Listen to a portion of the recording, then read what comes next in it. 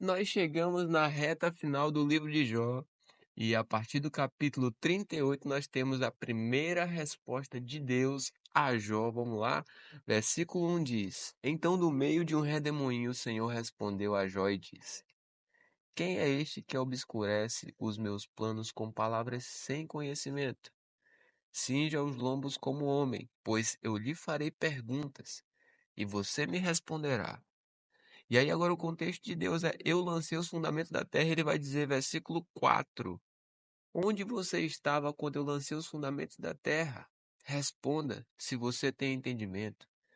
Quem determinou as medidas da terra, se é que você o sabe? Ou quem estendeu sobre ela uma linha de medir? Sobre o que estão firmadas as suas bases, ou quem lhe assentou a pedra angular?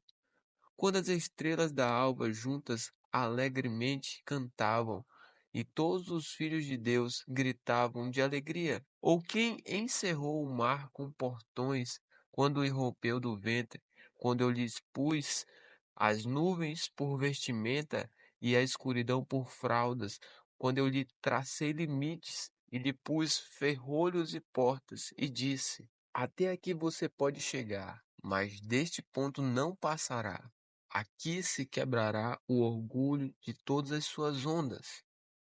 O contexto agora é de onde vem a luz e a escuridão, versículo 12. Alguma vez na vida você deu ordens à madrugada ou mostrou ao amanhecer o seu lugar para que agarrasse a terra pelas extremidades e dela sacudisse os perversos? A terra se modela como o barro debaixo do selo e tudo se apresenta como um vestido.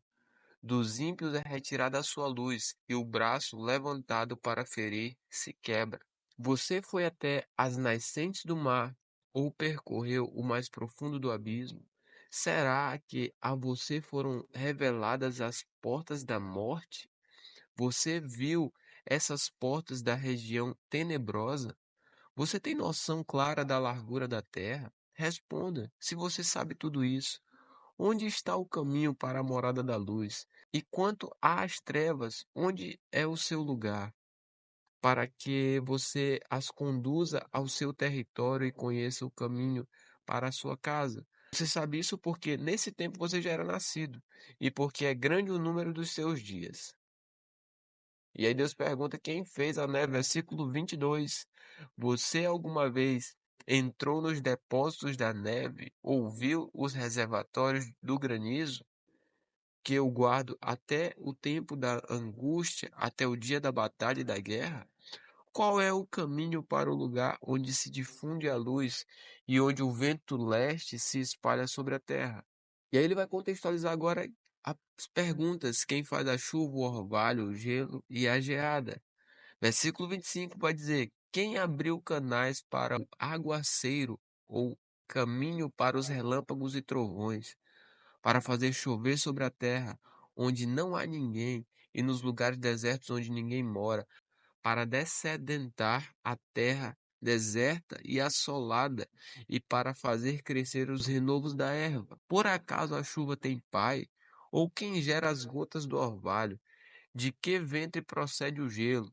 E quem dá a luz à geada do céu? As águas ficam duras como a pedra, e a superfície das profundezas se torna compacta. E o contexto agora é que você conhece as leis que governam o céu, versículo 31. Será que você pode atar as correntes do sete estrelo ou soltar as cordas do Órion? Você pode fazer aparecer as constelações a seu tempo ou guiar a ursa maior com os seus filhos? Você conhece as leis que governam os céus e pode estabelecer a sua influência sobre a terra?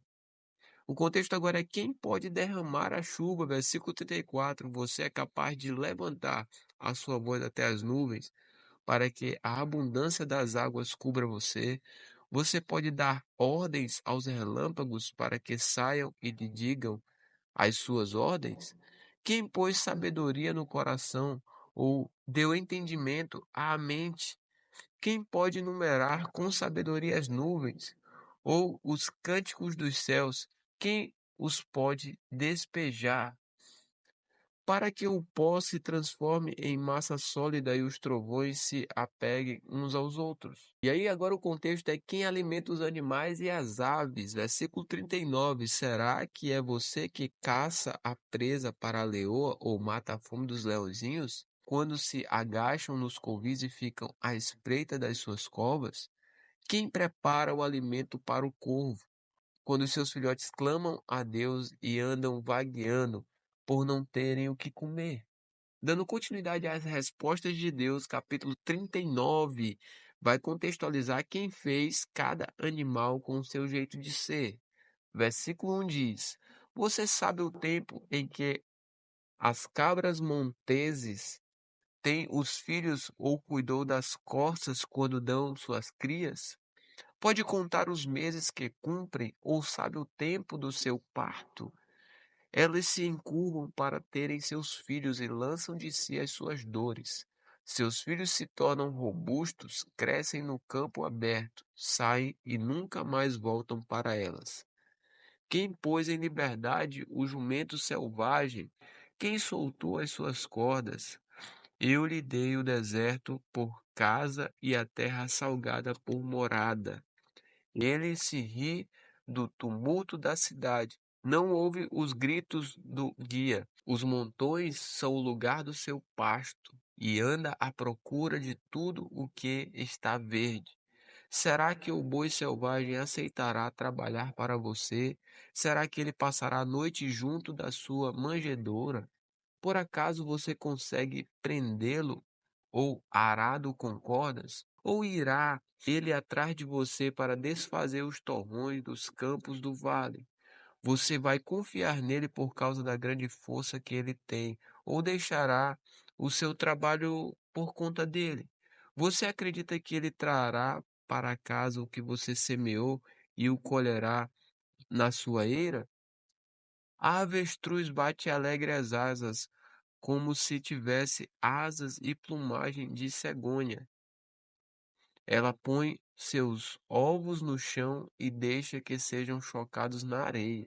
E se esquece de que algum pé os pode esmagar, ou de que os animais do campo podem pisá-los.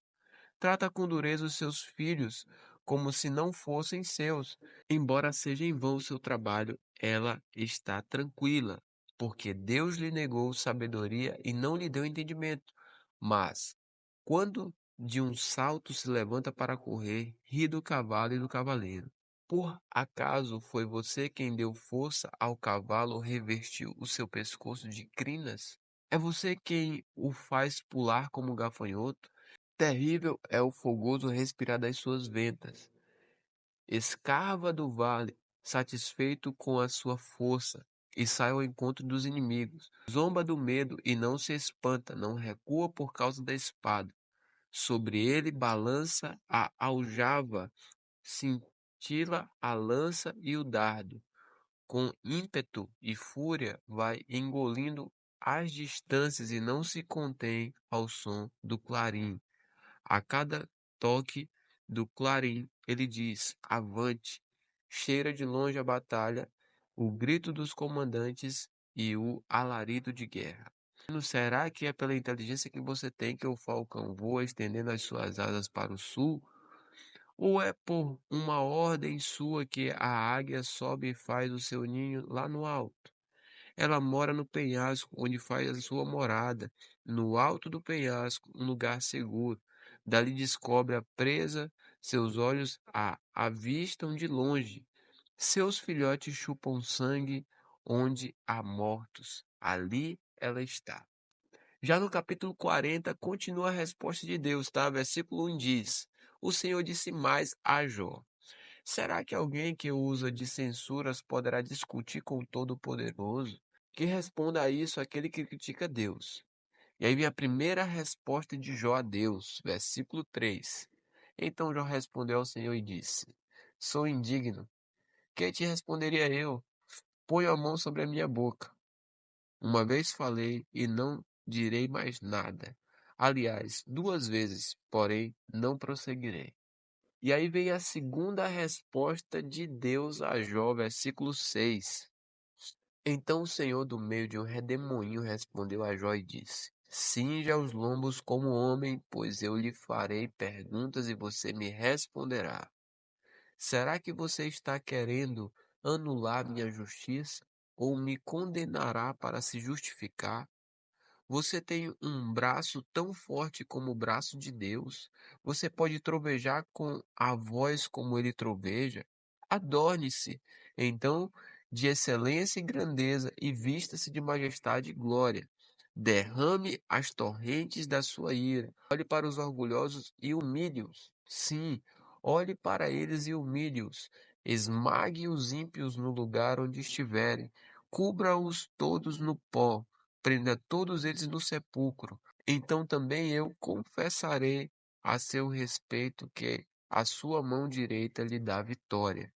E aí continua falando sobre quem é capaz de apanhar o monstro Behemoth. Versículo 15. Contemple agora o Behemoth que eu criei junto com você, e que come capim como boi. A força dele está nos seus lombos e o seu poder nos músculos do seu ventre. Ele endurece a sua cauda como cedro, os tendões das suas coxas são estremecidos, os seus ossos são como tubos de bronze, as suas pernas são como barras de ferro. Ele é obra-prima dos feitos de Deus. Aquele que o fez o proveu de espada. Na verdade, os montes lhe produzem pasto, onde todos os animais selvagens se divertem. Deita-se debaixo das árvores de lótus, no esconderijo da lama, no meio dos juncos.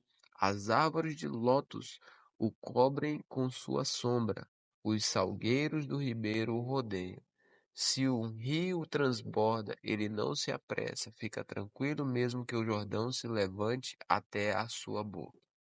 Será que alguém pode apanhá-lo quando ele está olhando? Ou lhe meter um laço pelo nariz? E no capítulo 41 de Jó, vai contextualizar a seguinte pergunta: quem é capaz de enfrentar o monstro Leviatã? Versículo 1 diz: Você é capaz de pescar o monstro Leviatã com um anzol e prender a sua língua com uma corda? Você consegue passar uma vara de junco pelo nariz dele, ou furar o queixo dele com um gancho? Por acaso ele lhe fará muitas súplicas, ou lhe falará palavras brandas? Será que ele fará um acordo com você para que seja seu escravo para sempre? Será que você vai brincar com ele como se fosse um passarinho, irá prendê-lo com uma corda para dá-lo às suas meninas? Será que os seus sócios o colocarão à venda ou irão reparti-lo entre os governantes? Você consegue encher de arpões a pele dele ou cravar fisgas de pesca na sua cabeça? Ponha a mão sobre ele. Você se lembrará da luta e nunca mais repetirá o gesto. Eis que a gente se engana na esperança que tem. Não é fato que alguém cairá por terra só em vê-lo? Ninguém é tão ousado que se atreva a despertá-lo. Quem então será capaz de se erguer diante de mim? Quem primeiro deu algo a mim para que eu tenha que retribuir-lhe?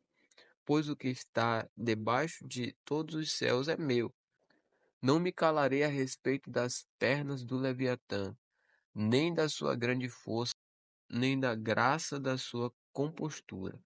Quem poderá tirar a capa do seu dorso, ou lhe penetrará a dupla couraça?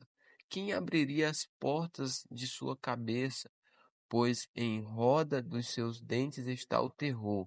As fileiras das suas escamas são o seu orgulho, cada uma bem encostada como por um selo que as ajusta, a tal ponto que se junta à outra, que entre elas não passa nem o ar. Elas se ligam umas às outras, aderem entre si e não podem ser separadas. Cada um dos seus espirros faz resplandecer a luz, e os seus olhos são como os raios do amanhecer. Da sua boca saem tochas, faíscas de fogo saltam dela. Das suas narinas procede fumaça, como de uma panela fervente sobre juncos em chama. O sopro dele acende o carvão, da sua boca saem chamas. No seu pescoço reside a força, e diante dele salta o desespero. Suas partes carnudas são bem pegadas entre si, todas fundidas nele e imóveis. O coração dele é duro como uma pedra, firme como a pedra interior de um moinho. Quando ele se levanta, os valentes tremem. Quando ele rompe, ficam como que fora de si. Se o golpe da espada o alcança, isso não tem efeito algum. E o mesmo vale para a lança, o dardo ou a flecha. Para ele, o ferro é como palha e o cobre como pau podre. As flechas não o fazem fugir. Para ele, as pedras das fundas se transformam em palha. Os porretes são para ele como talos de capim. Quando agitam a lança, ele dá risada. Debaixo do ventre ele tem escamas pontiagudas, arrastam-se sobre a lama como um instrumento de debulhar. Leva as profundezas a ferver como panela, torna o mar como caldeira de unguento, deixa atrás de si um sulco luminoso, como se o abismo tivesse uma cabeleira branca. Na terra não há ninguém como ele, pois foi feito para nunca ter medo.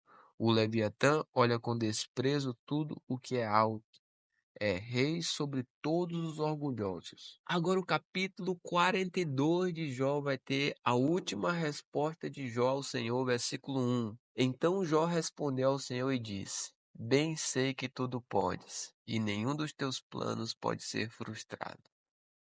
Tu perguntastes: Quem é este que, sem conhecimento, encobre os meus planos? Na verdade, falei do que eu não entendia, coisas que são maravilhosas demais para mim, coisas que eu não conhecia.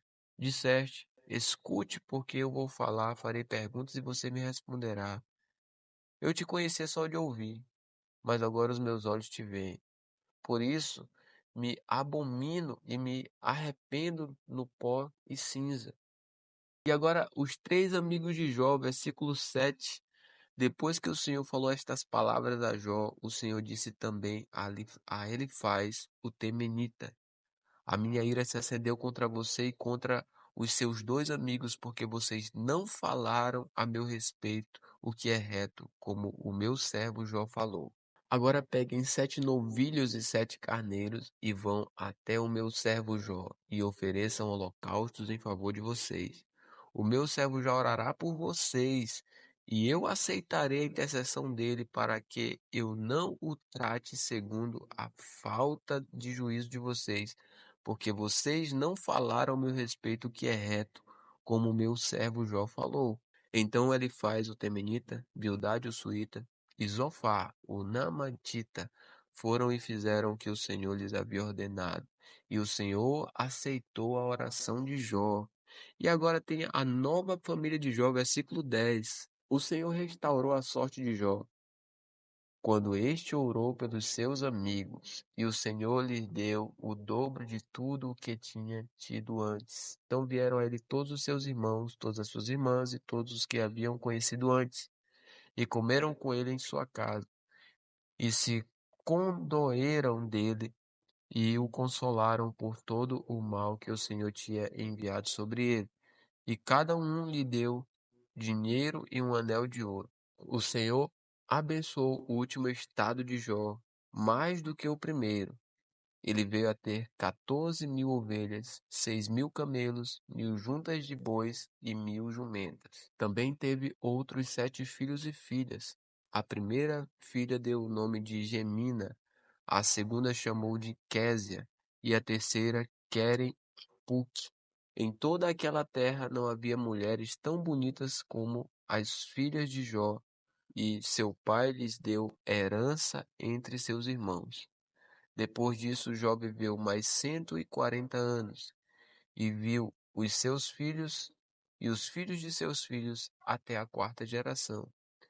E assim Jó morreu após uma longa velhice. Assim finalizamos o livro de Jó. Que Deus possa nos capacitar para termos características semelhantes a esse homem tão precioso das Escrituras. Deus abençoe você. Amanhã a gente continua.